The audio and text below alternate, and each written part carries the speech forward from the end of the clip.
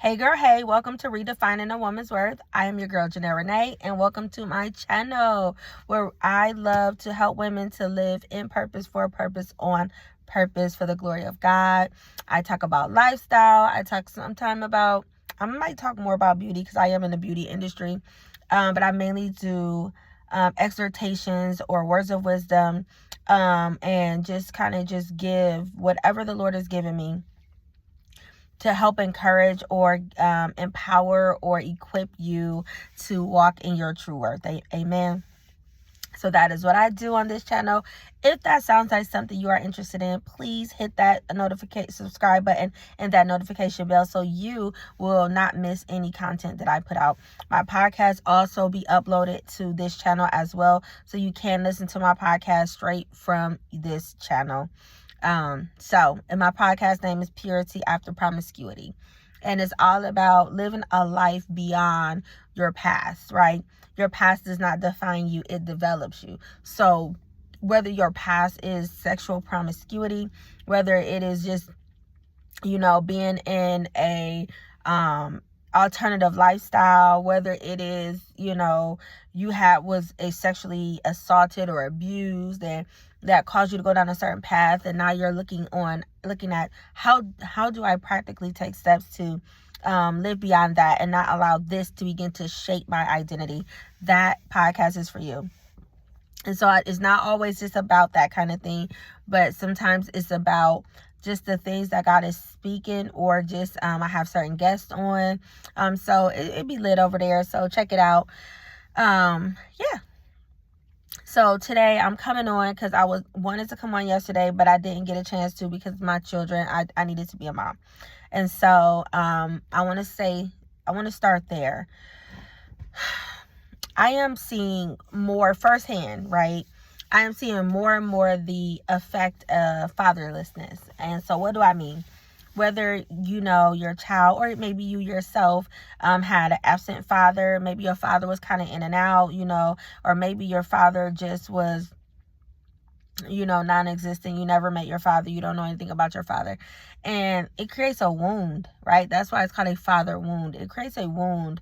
And once that wound is there, then the enemy likes to do things like bring spirits of rejection and bring spirits of abandonment and bring an orphan spirit. So an orphan spirit is a spirit that has no identity, because 9 times out of 10, an orphan is a child who, for whatever reason, was placed into foster care, or like for our day, we could say not an orphanage, but in other countries, maybe an orphanage, where because parents didn't want them, or maybe they were born in some type of circumstances, they wasn't able to have their parent, but they're basically not having parents to physically have them in their home and take care of them and love them.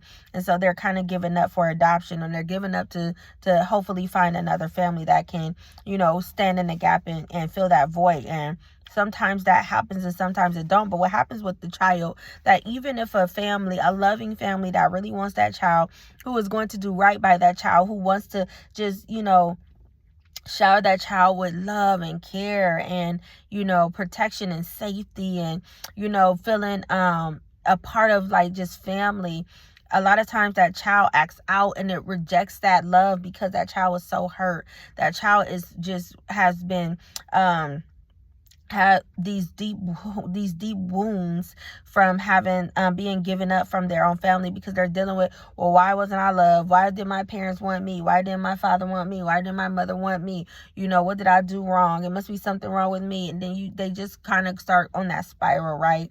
And so that happens to even children who say they still do end up being with a loving parent and growing up in a loving home, but maybe the father isn't there and it's just the mother, or vice versa. Sometimes it's the father there and not the mother. So it just depends. But anytime there's an imbalance in a child's life, it creates a lot of damage.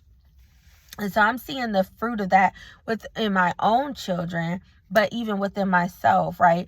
Because I grew up having a father wound, because my father was inconsistent, because my father was not present, because my father was in and out, and then it's the whole get my hopes up, tell me you're going to come and get me, tell me you're going to do this and that, and don't. And then, sometimes they may do it, and when they do it, it gives you, it awakens that hope, and now you get that expectation as a child, and you're like, oh my goodness, my father's gonna be there for me, my father's gonna get me, I'm gonna spend time with my father, I'm gonna see my father. And then maybe the next months, years, whatever, you don't. And so that's so damaging to a child. And what happens is, now that person who is there, that mother that is there, they're left with the chaos. They left with the, what is the word I want to use? Lord help me.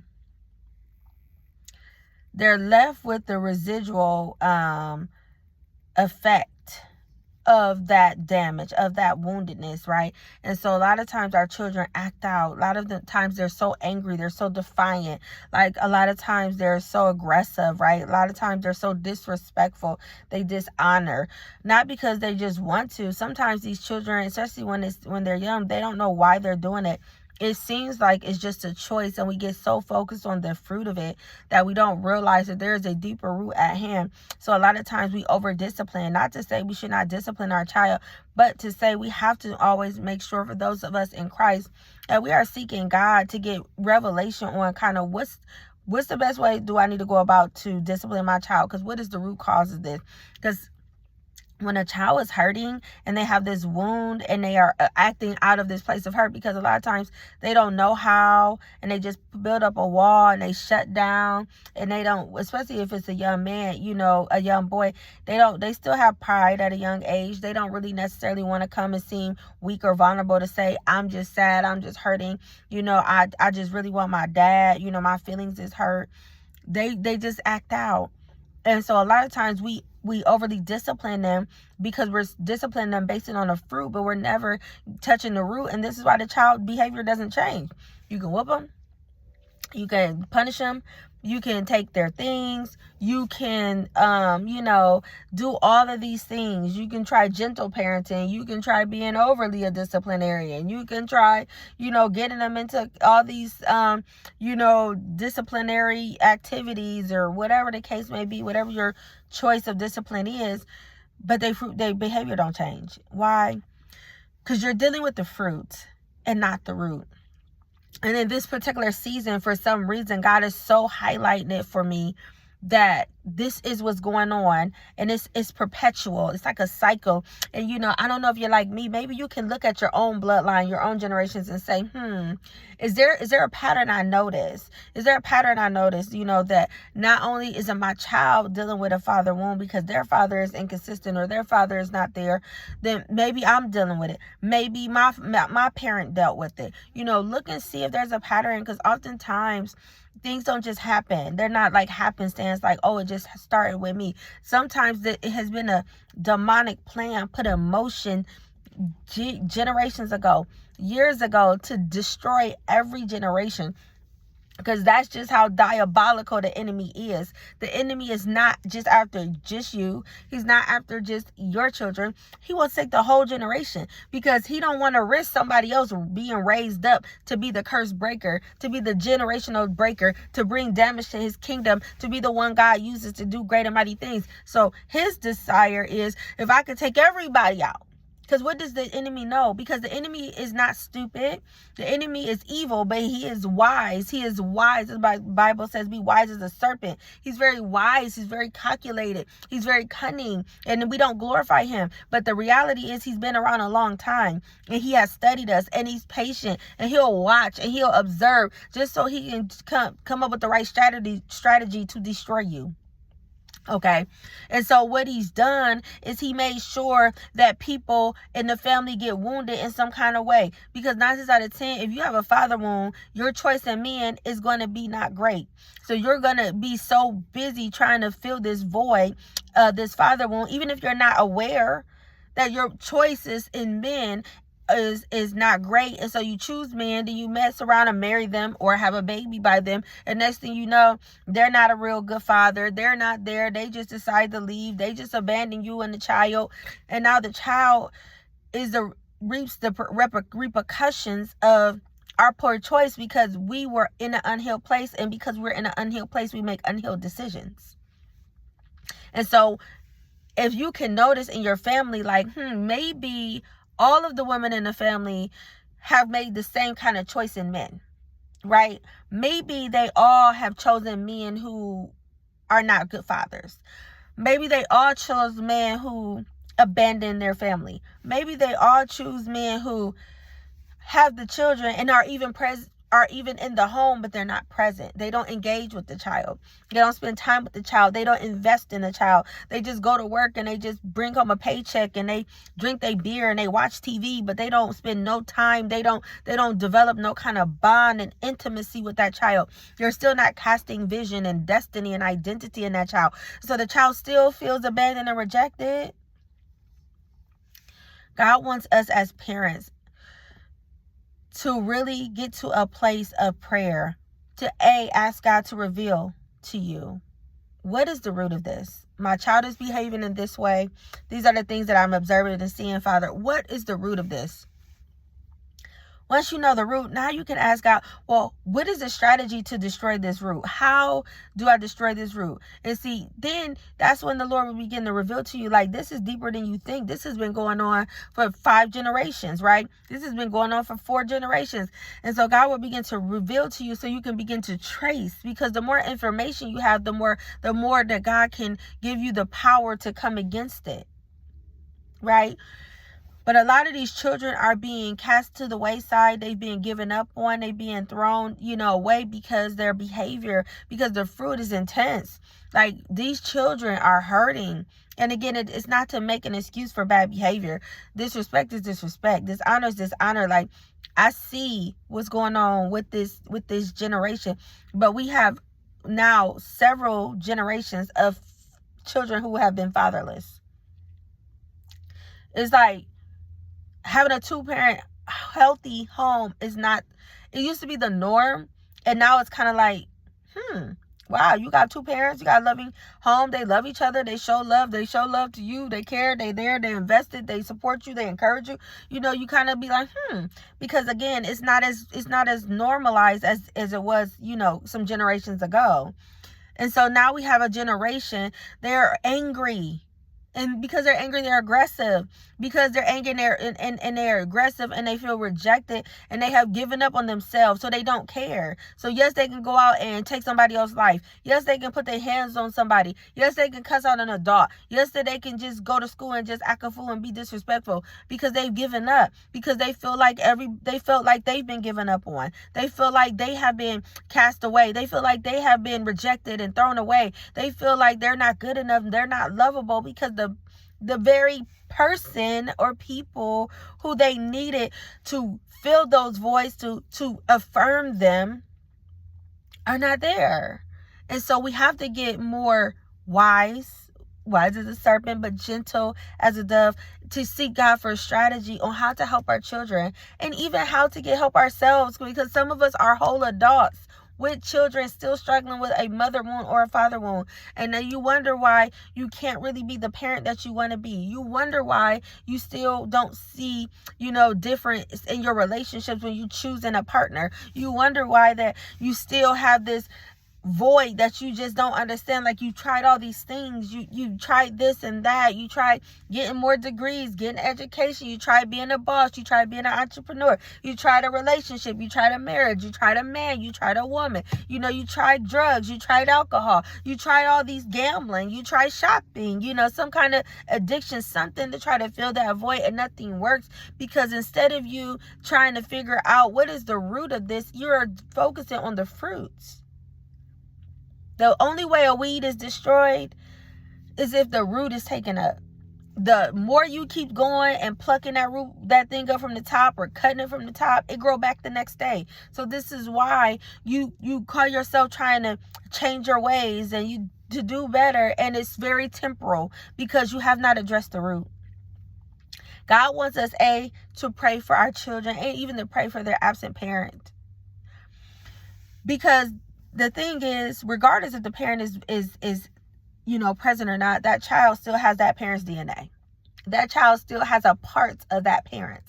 And if we can begin to pray for that parent genuinely, wholehearted, and listen, I get it. That person, you probably feel like, I could pray for anybody in the world but not them. That's a problem. Because the Bible has a lot to say. And I'm speaking to Christians. The Bible has a lot to say about unforgiveness, right? And holding people in resentment and contempt. We shouldn't do that, because the Bible tells us we got to forgive, and it tells us if we judge somebody or hold them in contempt, that's just about the same way God gonna judge us. If we don't show mercy, the same way God won't show us mercy. So in order for us to truly be able to release that person and start forgiving, and so we can get the healing we need, we have to go through that process of dealing with that issue with that person. And so you might have to start there. Maybe you need to go get some deliverance. Maybe you need to get some counseling. Maybe you got to go on a time of prayer and fasting to seek the Lord to help you, to heal your heart, to help you release that person, and to forgive them wholeheartedly so you can pray for them. But we have to pray for our children's absent parent, right? We have to pray for the father. We know that it seems unfair, right? Because that's what a lot of people is going to say, like, oh, but they the ones that wasn't there, and they, I'm there. I've always been there. I've been the best parent that I could be, and that person, they just get to go do X, Y, and Z, and and they're not there for my child, and all these things, or they did me wrong, and they cheated on me, and they, all these things. I get it. But the Bible don't tell us to forgive people because they do the right thing. The Bible don't tell us to pray for people because they perfect. The Bible tells us as believers, our position is always to pray. Men are always to pray. So your position, if you really want to help your child, you're going to have to help the one that they are by genetics connected to, by biology connected to, right? That DNA is there. So you want to pray for their parent, right? Because you should want their parent to be healed and be whole for themselves, and so they can be present and be that father or mother that they need to be for the child. So we have to pray for them, even if we don't want to. We have to get beyond our feelings and do it for our children, do it for our generations, our legacy, our future, our inheritance, right? Our posterity. And we also got to pray for our children. And I get it. It's hard. Trust me. I be frustrated. I be wanting to knock my child out because he be cutting up. But the reality is he's young. He just turned a teenager, and he doesn't even know half the time why he's doing what he's doing. He doesn't know what's wrong. He doesn't understand that he is really crying out because he wants his daddy.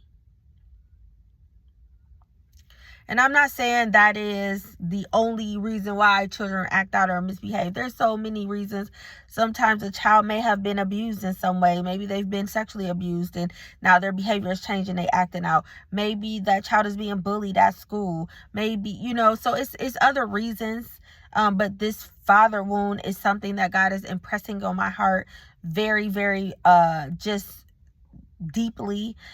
And it's something that I know God wants to address. He sees it, right? And he knows that he want our children to have a chance. He wants them to live and thrive and to fulfill the will and purpose and plan that he has for their life. But the enemy has set out to destroy our children by making sure that they don't have one of the things that they need, which is that parent, that father, which the office of father lays a foundation for a child. He casts identity, destiny, vision, right? He speaks life. He affirms. He shows a man how to be a man. He shows a daughter how to be loved and how a man's supposed to treat her, right? So he has such a pivotal role, not to discount and discredit us as women. We just have different roles. And so if all we can do is give our child the function of our role, they have an imbalance because they're now missing a whole nother level that they need. And so we need to really, really begin to just war for our children and pray for our children and pray for their fathers and really deal with this father wound and this orphan spirit and the spirit of rejection and abandonment and this anger and dishonor that has come, as a result of this door of fatherlessness. And the enemy has just really been trying to work overtime to kill and steal our children. But we have to take them back by force. We have to take them back by force, okay? So that's one thing I wanted to speak about. I hope that this is something that if you know this is for you, if you're a single parent and you've been struggling with your child, trying to figure it out, and see, you will let these children get a false label that don't belong to them, because the school is going to say they got ADHD. They can't focus. They can't focus because they got so much going on internally. They got so much pain, so much hurt, so much confusion that's why they can't focus. Not because they got an attention deficit syndrome. Okay?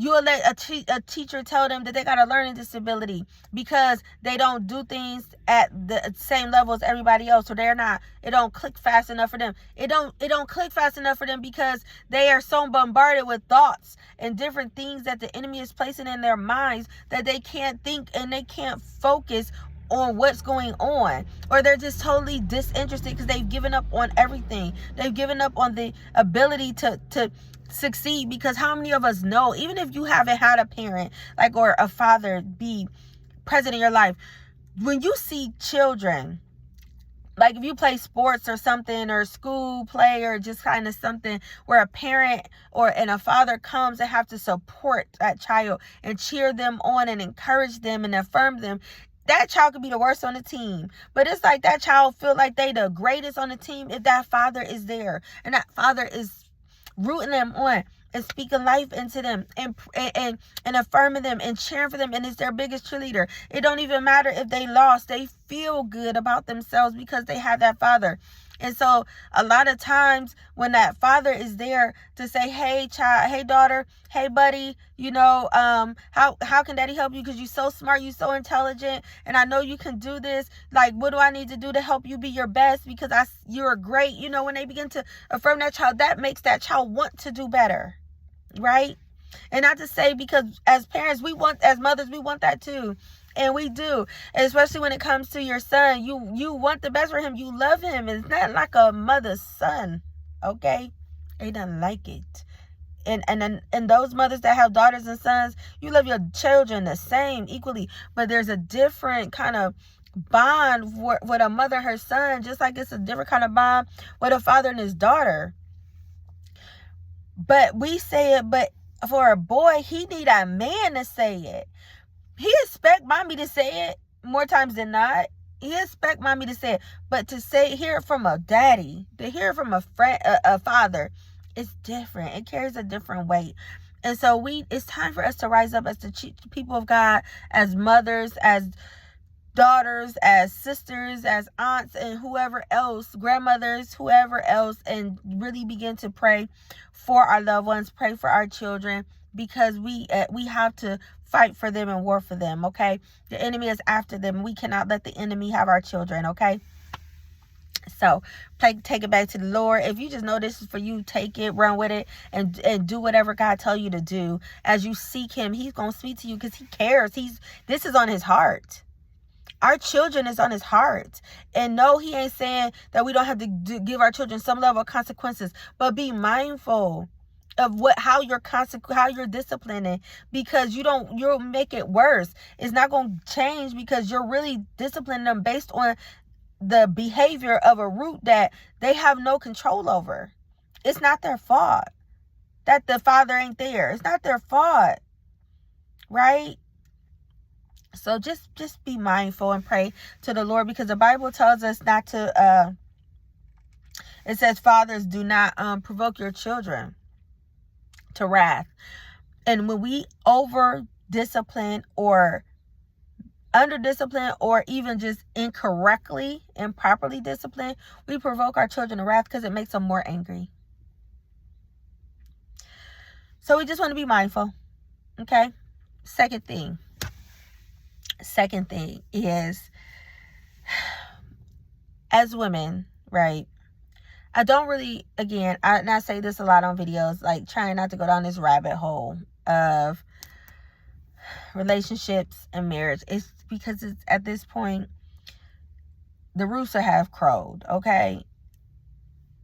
Everybody got a word about kingdom spouse. Everybody got a word about marriage. Everybody got a word about your husband. Everybody got a word about, your spouse is coming. This is your season. This is the dialogue, all of that, blah, blah, blah, all of that.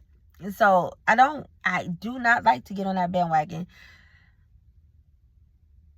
But I'm going to be obedient and say what God wants me to say. So now what I'm about to say is not, this is your husband's coming, this is your season, and this is, God about to bless you with your kingdom marriage. What I am going to say is this. For those of us who are standing for a marriage, right? We believe God placed a desire in our hearts. We believe that the Lord gave us a word. He has confirmed indeed that he has marriage in our future for us. whether that's near future or, sometime in the not so near future. Be mindful. Again, going back to how the enemy likes to work, the enemy's always working on your weaknesses, right? No matter what, he's always going to try to find that weak spot and manipulate it. And so for women, especially for those of us who desire a relationship, and we've been single for, long amounts of time, we've been abstinent for long amounts of time, and we are like just trying to do things in righteousness and in holiness. But, come on, we human. Listen here, I don't know. I can only speak for myself. But sis be over here like, okay, Lord, it has been years since I even had like consistent communication really from a male, like in a romantic way. It has been years since I've even had any type of physical closeness. Not talk about sex at all. We ain't talking about that. We don't do that if we're not married. But I'm saying like no holding hands, no hugging, no, because you're dating. You know what I'm saying? It's been years.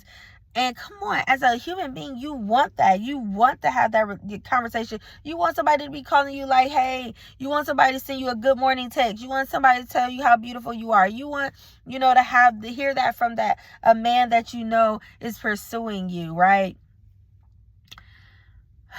In the waiting on the Lord, be mindful of your own weaknesses. Because if you don't, the enemy will. And he will use that same desire to have that male companionship against you. I'm speaking from experience but he don't have no new tricks. He's doing the same thing he's always done, right? And when you're not aware of the areas of your soul that ain't healed, and you might allow the enemy to manipulate you. And so for me, I recently got in communication with someone that I dated in the past. It wasn't to reconnect or anything like that, because that person is married to now, and it was just framed, and listen to what I'm saying. It was framed in a way that they wanted to communicate with me because they wanted to make amends and apologize to me for how they treated me and with things that they did when we were in a relationship. And because I am so far removed from any desire for that person, plus they're married and we don't do that. I honor covenants. I don't mess with God's covenant. Like, you're married, you need to be with your wife, okay? I don't do that. But because we just are in close proximity, and because of just people in his life and people in my life, that assumed that that's why he wanted to make sure that there was no hard feelings, so that it won't be awkward or weird, right? So I was like, okay, cool. So it came down to him asking for my number through a mutual person that we know, and I told him, yeah, you can give it to him, because I already knew what he wanted. I already knew that he wanted to apologize to me and stuff, because they told me already. So I'm not thinking nothing. Well, that one mistake to open the door, because hear me well, like, you have to allow the Lord to lead you when considering going back to communicate with somebody from your past in any capacity. Whether they want to make amends, they want to ask for forgiveness, they want to apologize, they just want to see how you're doing. You have to seek the Lord and say, hey, Lord, what's behind this? Like, who is behind this? Is this you or is this the enemy? So long story short, the person wanted to continue to like communicate like friends. Like, we could be friends. Like, first of all, we can't be friends. You're married. We used to be in a relationship, and it was a physical one, okay? And so there's nothing we can be friends about. We're not friends. And so he wanted to continue to, talk. And I was kind of like, entertaining it here and there, because we won't talk about nothing. We'll talk about God. We'll talk about things. He would let me know kind of like different things that he went through and stuff like that. I would encourage him, and stuff, speak life into him and stuff like that. But it wasn't that deep. But I started feeling annoyed sometimes when he would call. And I really was not really paying too much attention, but I felt the, like, something in me was like kind of grieved and annoyed, but I didn't really allow myself to stop and ponder on that. So, it ain't like we talk every day or all the time, no, but, periodically he would call, we would just have a conversation and this and this and that. And he would keep saying stuff like, I want us to sit and have a conversation. I want us to have sorry, my phone rang. I want us to have a conversation in person. I want us to talk in person. And so I would be like, okay, but it didn't make no sense to me, because I'm like, you already apologized. You've already let me know, I didn't know why we needed to have a conversation in person. Well, that never happened, right? So we never got around a chance to, because I feel like the Lord was blocking it. And I kind of started feeling something, but I was just like, because I'm so not like interested in him, like I wasn't just thinking nothing into nothing, because I'm just like, what does he want? Like, I don't even really want to talk to you. I'm not like, I don't call you, you know what I'm saying? It's like, so, well, unbeknownst to me, in the spirit, that familiar spirit that's on him, right? Because again, he's familiar. He's from my past. He's someone I dated from my past. Be mindful not to bring your past into your future, okay?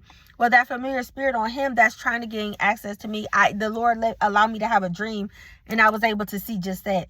I had a dream where I was laying down, and I knew I wasn't totally naked, but I was maybe had on like a panties and a bra or something, and this man who favored him was on top of me. And I don't remember what they said, but I told them, I said no, because I'm saving myself for my husband. And then I think I ended up waking up probably like a few moments after that. Well, I was trying to figure out, like, Lord, what does that mean? What does that have to do with, like, I don't understand. Like, at first I was like, this is interesting. And then a conversation I was having with a friend last night, and she was just giving me a testimony of her situation. It became clear as she was talking. And the Lord was like, that represented that familiar spirit in him, because, see, the reason why I was probably like in a, not fully covered is because I opened the door, right? And him being on top of me means intimacy. We weren't having sex, but he was on top of me like he wanted to have sex. And I was like, no, I saved myself for my husband. So that let me know that even though I don't have no physical interest on the outside, and I'm not looking at him in that way, and it's a no for me no matter what, that I'm still giving him too much access to me. Come on, somebody. I'm still giving him too much access by I'm having even conversations, because he's from my past, and that's where he has to stay. I appreciate he wants to apologize, but that's all good. He already did. I accept it. It's good. There's nothing else we have to talk about. And so the Lord was letting me know that I got to cut that communication out, because what I'm doing is I'm giving the enemy an open door into my life. And what happened is, when your husband is ready to come, if you have these doors open and you've allowed these other you're entertaining these other dudes from your past or whatever, then the Lord may not allow your spouse to come, because your spouse shouldn't have to deal with. Now you got to try to damage control and stop talking to people and try to end things, and you think it's just friendly until you tell somebody, I can't talk to you no more, and they get to spazzing out. And also in the spirit, you don't know what the enemy is doing. You think it's just friendly conversation. It's not that serious. But in the meantime, you are constantly opening the door. The enemy is gaining access. He's coming in. And next thing you know, a whole spirit spouse is connected to you and going to keep you from receiving your husband or receiving what God has for you. So you got to be mindful. And I don't even like to share my dreams and stuff like that, because I'm not going to sit up here and say, oh, the Lord spoke to me and gave me a prophetic word for you because he gave me a dream. No, that dream was for me, but that dream also can help someone else, right? And so don't open the door to a person from your past unless the Lord tells you to. Seek him first. Don't just say yes because you think it's innocent, because you don't know what the enemy is doing through that person. And I was going to just leave the door open by, like I said, I don't call him, but he had access to call me when he felt like it. You know what I'm saying? And it was like, oh no, blacklist, boo. Blacklist.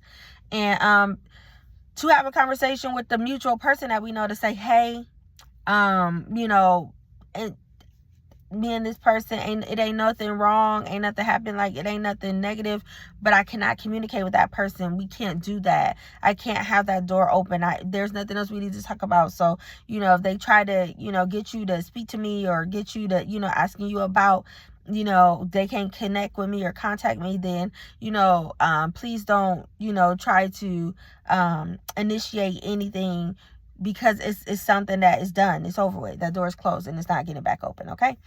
And you really have to have those kind of strong boundaries, because the enemy will try to use anything. He will try to use anyone, whether that person know it or not.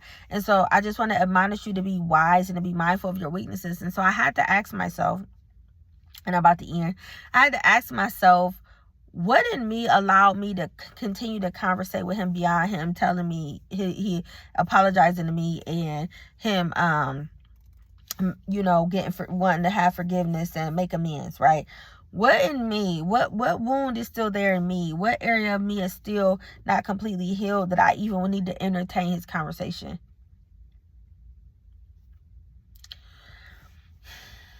So it's not really so much about him. It's like now I have to self-examine. I have to reflect and do some introspection to say, there's something in me that still enjoys conversation from a man who ain't my husband, and I know ain't my husband, right?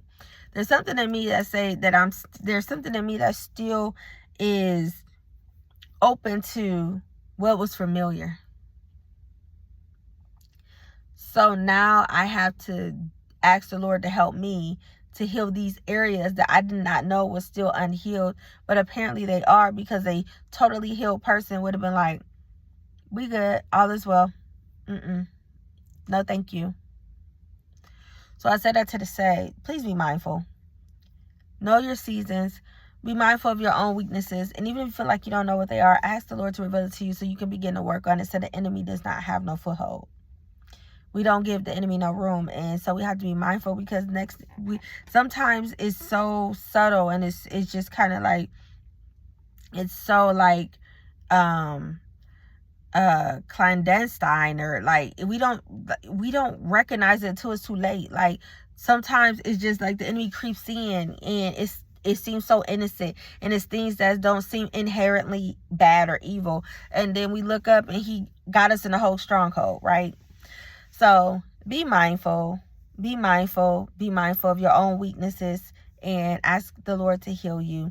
And also pray for your children, and pray for your children's absent parent, and ask God to continue to show you the root of what's going on with your child, so you can properly, you know, respond to it. So I hope this video blessed you. If so, let me know in the comments. Like, comment, share, and I will see you guys next time. And just know your past does not define you. It develops you, and you are worthy.